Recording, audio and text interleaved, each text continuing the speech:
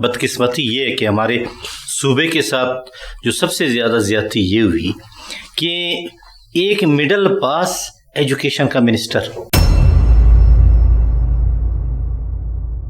ہم ہمیشہ دوسروں سے گلہ کرتے ہیں کہ بلوچستان کے ساتھ یہ زیادتی ہو رہی، وہ زیادتی ہوئی، فلانا ہوا.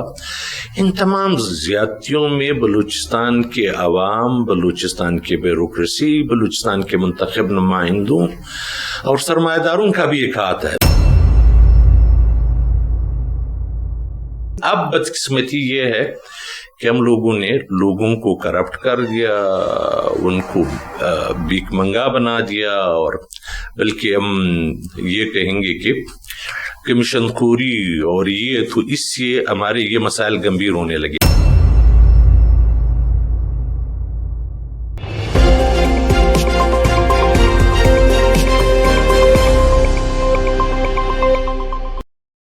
بسم اللہ الرحمن الرحیم. السلام علیکم.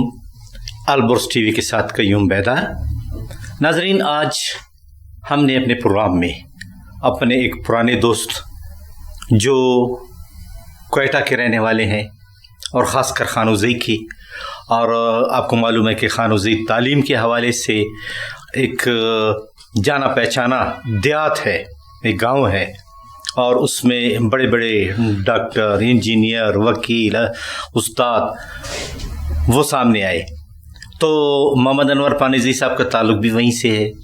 یہاں اس زمانے میں انہوں نے ریڈیو میں بھی کام کیا، صحافت بھی کی، ٹی وی میں بھی ہمارے ساتھ رہے، ایجوکیشن میں بھی وہ ایکٹیو رہے. اس کے بعد وہ اسلام آباد چلے گئے. 15-16 سال کے بعد پھر کوئٹہ آ گئے، تو ہم نے ان کو بلایا تاکہ ان کے تجربات سے ہم فائدہ اٹھائیں.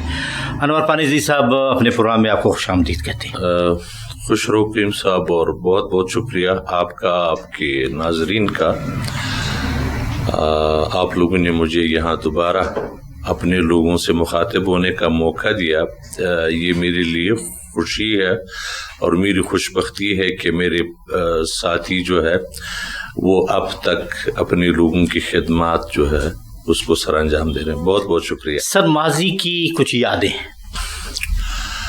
اب ماضی کی بہت ساری یادیں. ایک خوبصورت بلوچستان، ایک خوبصورت کوئٹہ، چھوٹی آبادی، تمام لوگ ایک نہ ایک رشتے، واسطے، رابطے کے ذریعے ایک دوسرے سے ملنے والے، ملانے والے، چاہے ہوٹل میں بیٹھو، چاہے اخبار کے دفتر میں بیٹھو، چاہے ریڈیو میں. اس کے علاوہ ایک خوبصورت رسم جو تھا وہ کوئٹہ کا، وہ کوئٹہ کی شامیں، ہوٹلوں پہ بیٹھنا، روڈوں پہ بیٹھنا، اور وہاں پہ سیاسیات، ملکی حالات، وطن اور لوگوں کی بہتری کی باتیں.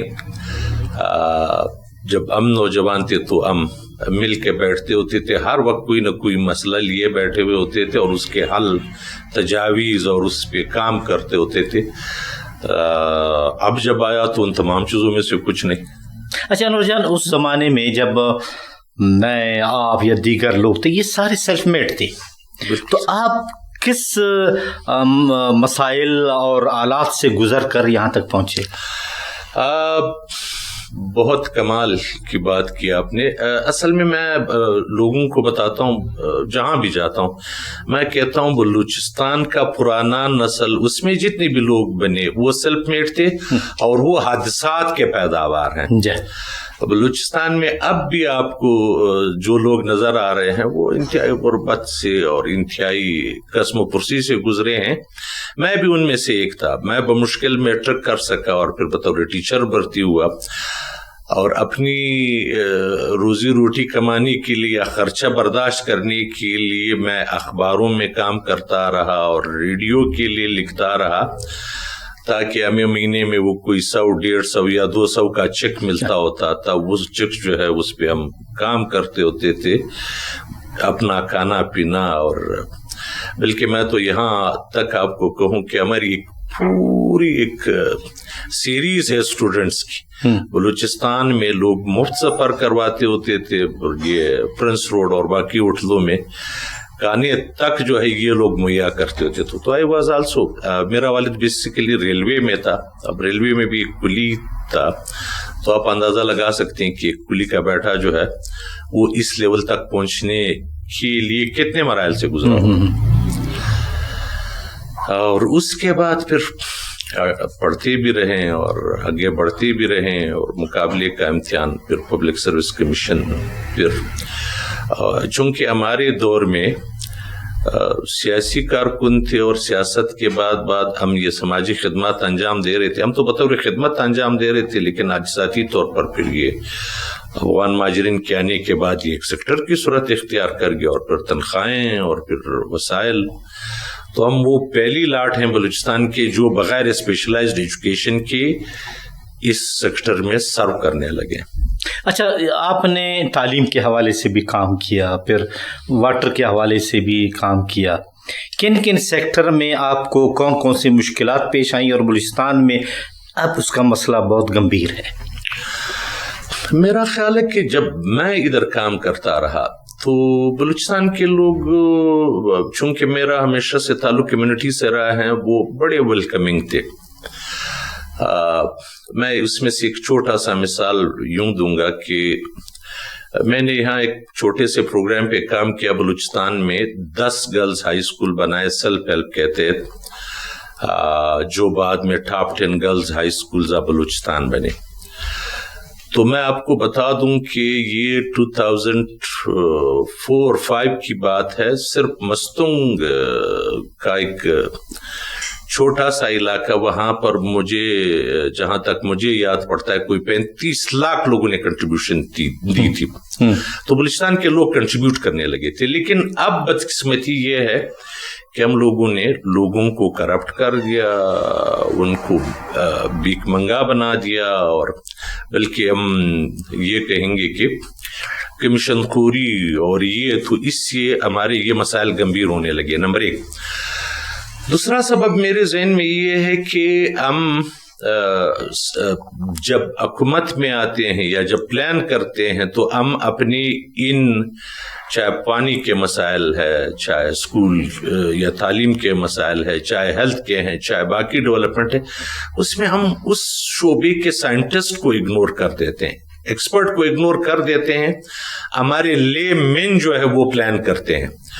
مثلا ہم جب الیکٹڈ ریپرزنٹیشن کی بات کرتے ہیں یا منتخب نمائندوں کی, تو ایک عام بندہ جس کی کوالیفیکیشن وہ نہیں ہوتی ہے, وہ 3-4-5 سال تک محکمہ صحت چلا رہا ہوتا ہے, 5-6 سال تک محکمہ صحت جس میں ہر آرگن کی ایک اسپیشلائزیشن ہے اس کو سمجھ نہیں آتی, اور جب تک اس کو بات سمجھ آتی ہے 5 سال گزر چکے ہوتے ہیں. یہی حال ہماری تعلیم کا ہے, یہی ہمارے کلچر کا ہے, یہی حال ہماری نیچرل ریسورس مینجمنٹ کا ہے, یہی حال ہم انسانی وسائل کی جب بات کرتے ہیں تو ہم نے اپنا ایکسپرٹ جو ہے اس کو بالکل اپنے شعبے سے الگ کر دیا. ہم اپنی مزاج کے مطابق پلان کرتے ہیں, جس کا نتیجہ یہ ہوتا ہے کہ ہم وسائل ضائع کر لیتے ہیں, لیکن کچھ جو نتائج ہوتے ہیں درکار وہ حاصل نہیں کر پاتے.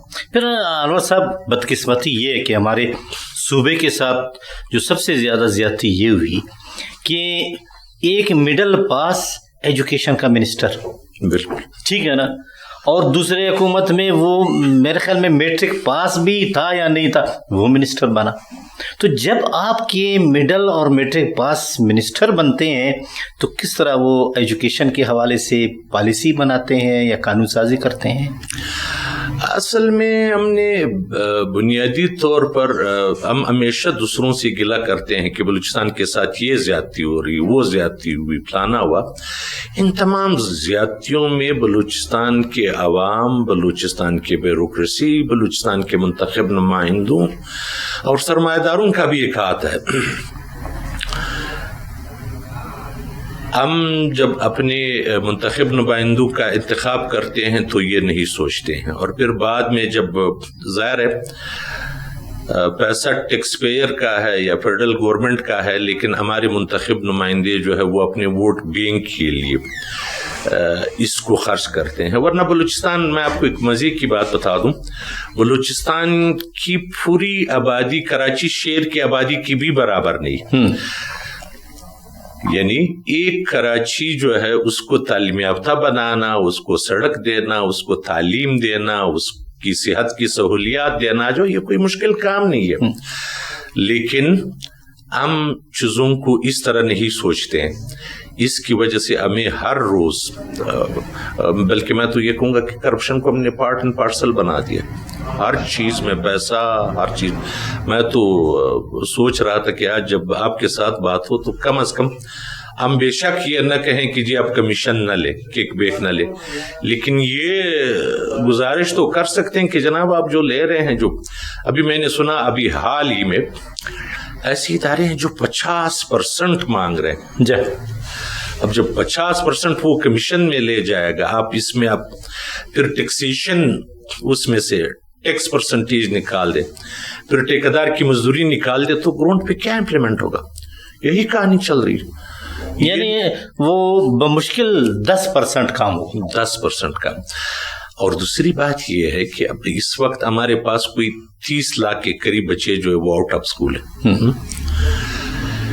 ہم اسکول اس کے لیے نہیں بنا رہے ہیں کہ کہاں کتنے بچے آؤٹ آف اسکول ہیں، کدھر اسکول کی ضرورت ہے، بلکہ اس لیے بنا رہے ہیں کہ کہاں کون صاحب کس کو خوش کرنا ہے. بلڈنگ بنی ہوئی ہوگی، اس میں بچے نہیں ہوں گے، جہاں بچے ہوں گے وہاں آپ کو بلڈنگ نہیں نظر آئے گا. ابھی میں نے ہائی اسکولوں پہ کام کیا، ہماری کوئی 70 to 80% ہائی اسکول جو ہے اس میں سائنس لیب نہیں ہے. سائنس کی لیب میں کیمسٹری پڑھائی جاتی ہے، بایولوجی پڑھائی جاتی ہے، فزکس پڑھایا جاتا ہے. ٹیچر نہیں ہے سائنس کی، ٹیچر نہیں ہے سائنس کے. تو دوسری طرف اب ہم ہر سال ہمارا بہت سارا بجٹ جو ہے وہ لیپس ہوتا ہے. آپ دیکھیں ہم نے جتنے بھی پیسے قرض لیے ہیں اس میں سے، چاہے ایجوکیشن کے لیے، ہیلتھ کے لیے، اس میں ہم پروکیورمنٹ پہلے کرتے ہیں، کنسٹرکشن کرتے ہیں، لیکن جو پیسے لوگوں کے لیے خرچ ہوتے ہیں اس پہ کوئی دھیان نہیں. محمد انور مانی صاحب، باتیں تو بہت ہیں، اور اس حوالے سے اگر ہم بات کریں تو گھنٹوں بلوچستان کے مسائل پہ، بلوچستان کے وسائل پہ، بلوچستان کے جو صورتحال ہے اس پہ بات ہو سکتی ہے. لیکن اس وقت چونکہ ٹائم کی کمی ہے، آئندہ پروگرام میں پھر ہم اسی موضوع پر مزید بات کریں گے. آپ کا بہت بہت شکریہ کہ آپ آئے. کچھ کہنا چاہیں گے لاسٹ میں، کوئی میسج دینا چاہیں گے نوجوانوں کو؟ اللہ آپ کو خوش رکھیں. بہت بہت شکریہ مجھے موقع دینے کا. میں یہی کہوں گا کہ دنیا میں لوگ وہی کامیاب رہتے ہیں جو اپنی آئندہ کی فکر کرتے ہیں اور آئندہ آنے والے نسلوں کی فکر کرتے ہیں. بلوچستان ہمارا نہیں، ہمارے آئندہ آنے والی نسلوں کا ہے. اس لیے ہم سب نے مل کر اپنے صوبے، اپنے ملک اور قوم کا تحفظ کرنا ہے اور اس میں اپنا کردار ادا کرنا ہے. یہی میرا پیغام ہے اپنے لوگوں کے لیے. انشاءاللہ اگلے پروگرام میں پھر بات ہوگی.